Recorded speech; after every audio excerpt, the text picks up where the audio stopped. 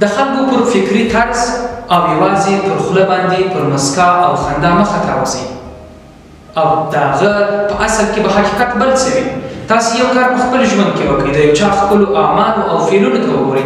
ځینې انسانان تاسو سره ډېر ښه خاندي، درته په مسکا سي او څېره یې خوشحالوونکې وي، خو ډېره بدبختي دلته ده چې تر شا یو ډېر بد څه ورسره موجود وي.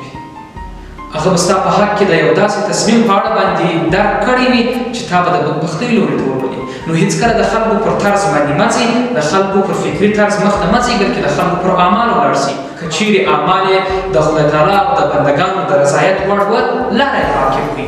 او که پر فکري طرز تاسې مخته ځئ، یوې لویې تباهۍ ته به یې وراچولي یاست، بیا به د دې بدبختۍ څخه ځان راایستل ډېره سخته خبره وي. نو موږ د خلکو پر فکري طرز باندې مخته نه ځو، بلکې د خلکو اعمالو ته ګورو او د خدای او د هغه بنده ترمنځ د رابطې په اړخ کې له پوره توجه څخه کار اخلو. زه هیله مند یم چې تل دغسې یو لوری انتخاب